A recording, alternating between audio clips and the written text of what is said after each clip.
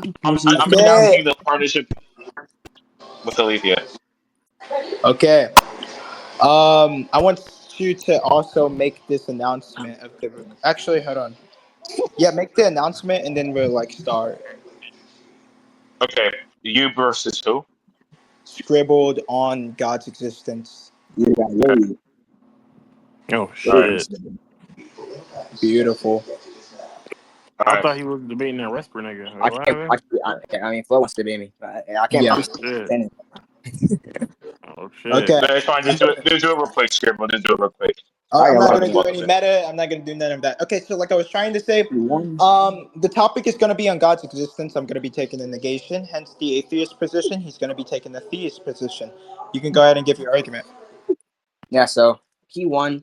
Right. If all of them is true, then God exists. He said all of them is true. Therefore, God exists. Okay. So when you're talking about existence, it seems that existence is anything. Well, I'm not sure if you're going to be taking the traditional metaphysical allist view. Actually, exhaust allist for me, just to make sure there's not like some semantic indetermination. Yeah. So when I say all of them, I just say well, basically all things exist. If it can be if it can be the subject of thought, domain, of discourse, etc., it exists. What is the discourse under which existence is evaluated? So in this scenario, let me I can't hear you. I'm sorry. no, I was just thinking about what to use. I Yeah. have a lot of So a lot of I'm specific just to audit this for the recording. I'm specifically um more affectionate towards a type of Spinozian view on existence, which just says anything that has pretty much, or anything that can affect or be affected, exists. So we call this affectious. So if you can affect individual X or be affected by an individual, we would say you exist. Now, I'm not sure if you're going to be taking that type of why view, is why but is I'm just saying I'm gonna ask you what type of view of existence are you taking because I'm gonna be critiquing you. I just told you why I'm sympathetic towards. I'm not saying I'm taking it. yeah, okay, Go yeah. ahead. So I hold like something like a radical with like finding a view, which obviously isn't like the normal like finding view. So it's like, well, what the normal Quine. finding view would say, yeah. So Okay. 2D is to be divided by a bound variable, right? Simple. Right. But Quine himself, like on like the normal, the orthodox, the traditional view, he wouldn't commit to like fictitious entities or people consider Mm-hmm. fictitious entities. Right? But like under my view, you would commit to fictitious entities. I mean, it's the thing. So I mean, it 2D is to be by a bound variable, like I So said. Then well, all things, if there's some right. definite description of something, like give me some definite description. No, It I'm would I'm have like very lost aware some with form the from the picture. I'm aware with the philosophical avenue that Quine was trying to take within this Yeah. paper. But I believe that there is a problem in the question that is more strikingly contentious with your view. So when you talk about to be the value of a bound variable, the problem is, isn't there something deeper though? Maybe the question under which the proposition was emitted was confused to begin with.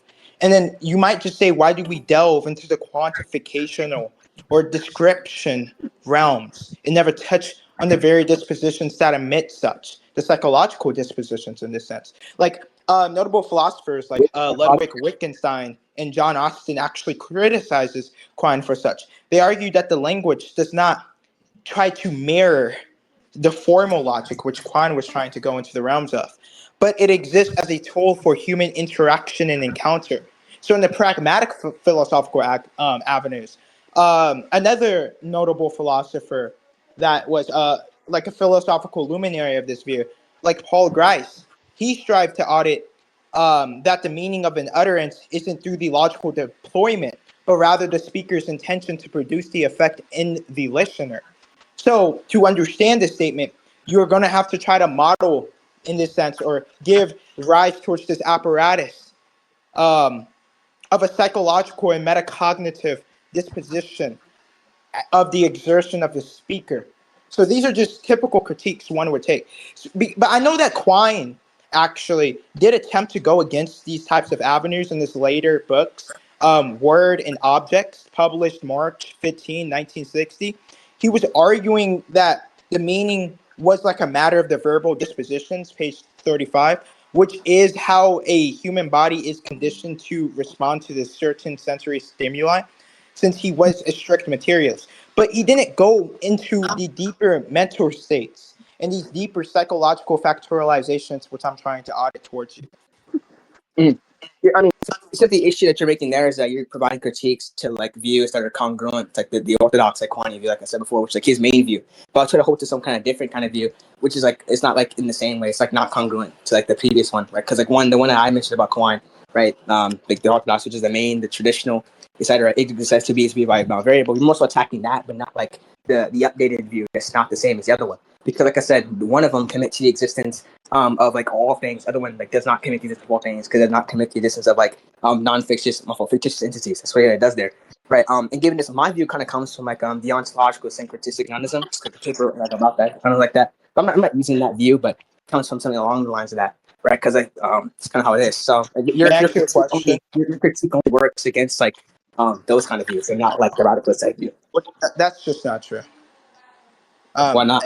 I can explain to you. So I don't think you're actually. So a lot of the stuff that you were saying, I'm gonna probably dismiss. But hold on, before I do that, there's a view, or not this view, but rather this type of paradox. I'm pretty sure you're not aware of it. If you are actually inclined philosophically and even, I guess in this sense, intellectually inclined in Quine's works, you would know of the type of problem he was trying to dismantle, which was Plato's beard. Do you know what that is? No.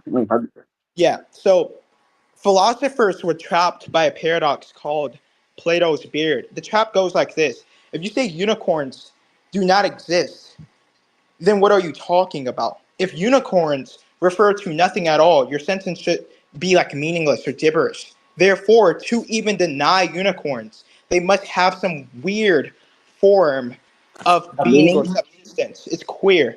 You talking about the No, meaning no, one? no, no, no. Yeah, I'm talking. I'm gonna get back into the like bound variable, but hold on. To avoid such, you know what Quine took?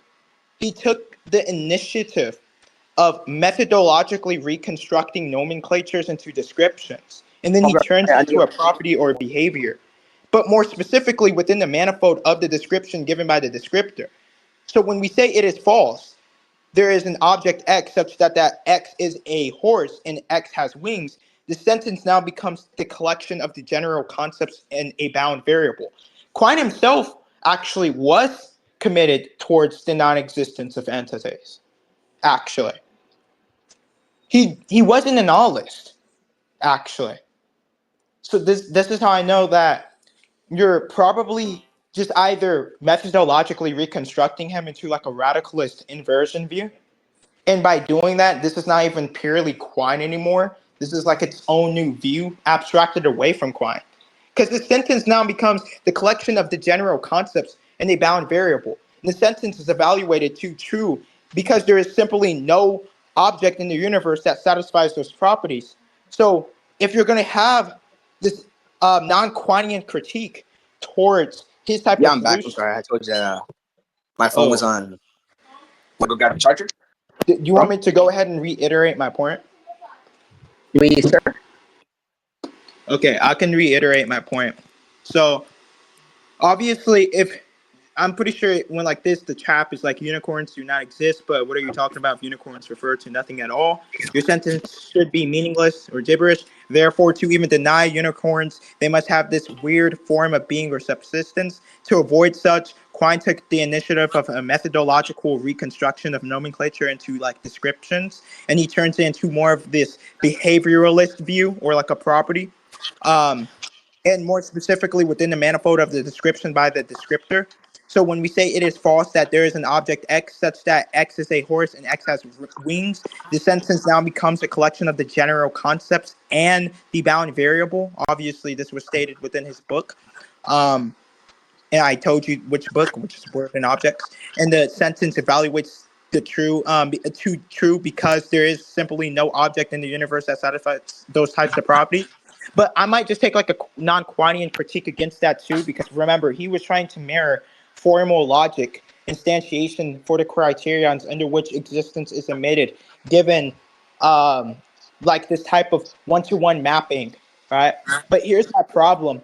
You might just take Gilbert Ryle's critique, and he might just say like Plato's beard problem only began because we misuse and misattribute the term exists to begin with. And we treat it as some type of verb, under which Quine would probably even hold it as this type of verbiage um, thing. But the thing about it is, in actuality, it's a linguistic confusion. Well, sir, So, I asked you for a sound argument. Yeah, I just didn't get one. yeah, you can. I did ask you for a sound argument, and you Nah. didn't give one. What's the inference, bro? You didn't give one. For me? Yes, me. I didn't Yeah, give one. no, I Well, did ask you to give an argument. Maybe not a sound argument to be specific, but I did ask you to give an argumentation. are you But talking about the the argument? argumentation, it doesn't matter if the argumentation. Look, I have no problem with your argumentation being sound, non-sound, insofar to it being feasibly explicable. I just believe that the argument will not prevail over the many rivaling hypotheses that I can audit to you. So the initial question I asked you was, so basically prior knowledge talking about how it's like the neo kind of like point of view, right?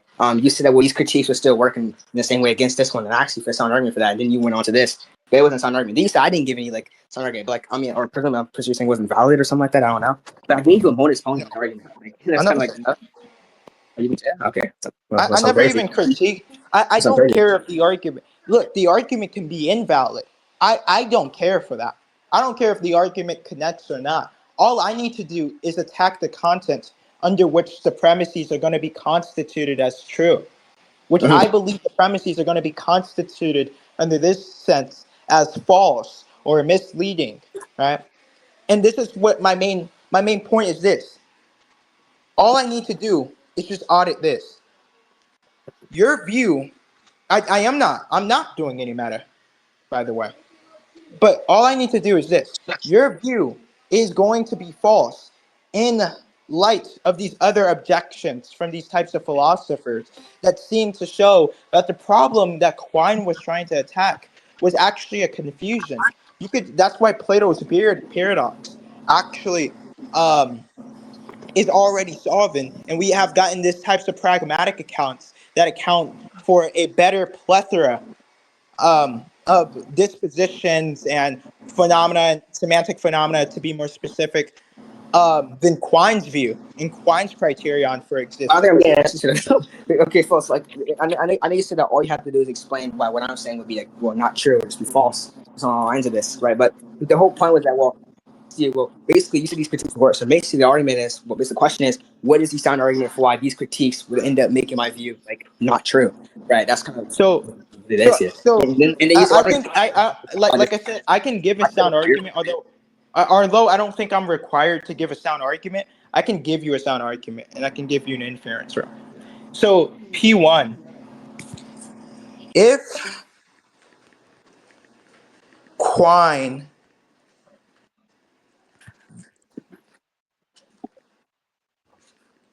gotcha.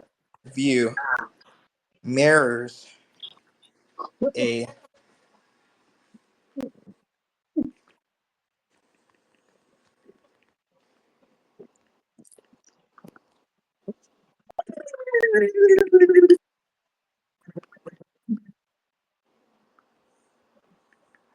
My fault, bro. This nigga typing the essay. I ain't gonna lie, bro. Funny as hell. I'm finna read all that shit. you wanted a sound argument, so I'm gonna give you Yeah, I know. like You're gonna give me like a 13 premise studies on comic casino. no, I just need I'm gonna give you like a two premise syllogism to feel out.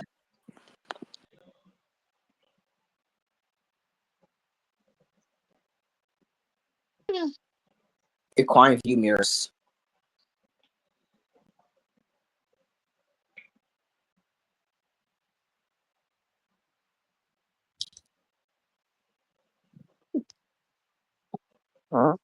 Oh, wait, are you saying it in the general chat, like side chat? Like, where's it gonna be?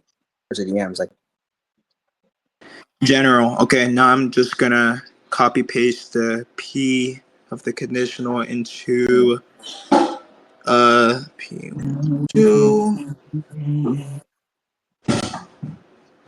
who's Okay, taking the shit? just a simple modus ponens, nothing too Side chat. complex, and here you go.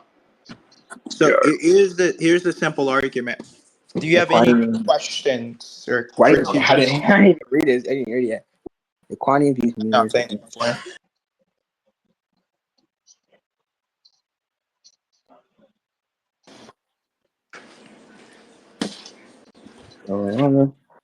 Views that intrude on actual world phenomena. But listen, so now this is the issue here, right? The issue is that you have said, well, if right if Quanian view mirrors if Quanian, or you mean if Quanian or Quanian if Quanian Yeah, view yeah, mirrors like a Quinian view. So like just Quine. Yeah, yeah, it's the Quanian. his view does mirror a formal logic. You know that, right? Yeah, but here's the issue here, right? So that was kind of the point. So well, now this I'm saying that this can be just attributed to like the Orthodox, to the original, like his literally like his written book of the view. Lord already told you where mine do not stem from him at all, actually, and also I explained how I know. It's a methodological then reconstruction, but you are still taking. Wait. You are still taking the to be is to be the value of a bound variable, correct? for me. Yes. Well, sure. Yeah, you're still taking that. Okay. So if you actually read on this, and like I said, I'm not going to try to rat you out, but when you say value, usually you're going to be affirming this type of ontology we call qualia. Now, if you actually ever gotten into ontological engineering, you would know that qualia is just the value or region occupied by a quality, right? And in this sense, your quality may be height.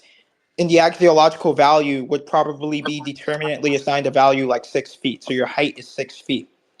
Now, if we're just talking about the qualia, which is, and we're not talking about it in the sense of a quantitative value, but more of so, in this sense, a quality or just a state or just a very prescription of a given entity or determination, you would probably say the qualia of this being is to be a value. In this sense, this value might be um, the existence or do the existential quantification under which that thing would be, existent or non-existent under your view.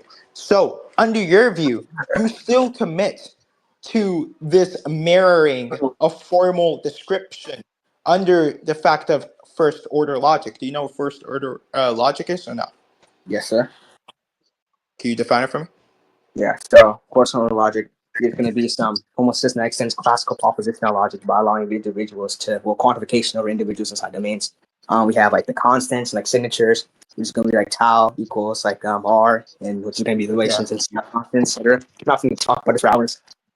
I like rehearse this I like think 30 there's a better way you could have defined it. The way you did define it doesn't actually give me the full exhaustion with its limitations. But I see that you have a slight amount of knowledge upon it. Keep going though. Now, do you have any contention? Because I know that you're taking a different view radically. Oh, shit, hold on. You said, do I have Not the any discretion. contentions? Yeah, that's not the discretion. I mean, do you have like any justification for the first premise? Yes. So my justification is to show that these views that differ from him seems to actually indulge onto actual human behavior, not just behavior, but dispositions, psychological dispositions. Actually, what is that? You didn't even answer me. Like, I Which actually one? it's a Which one? psychological. Wait, I didn't hear you because you kind of like. I'm not gonna lie. Earlier, I asked you what is a psychological disposition, and then So a psycho. Okay, chill. I got you. Don't worry. I'll just define it pretty simply. So all a psychological disposition is simply is probably this type of habitual tendency to behave in a type of way or think. Because remember, you can go into the thought process, right? Now, it doesn't have to go too much into the amygdala, which the amygdala is probably going to be governing these types of emotions or these feelings.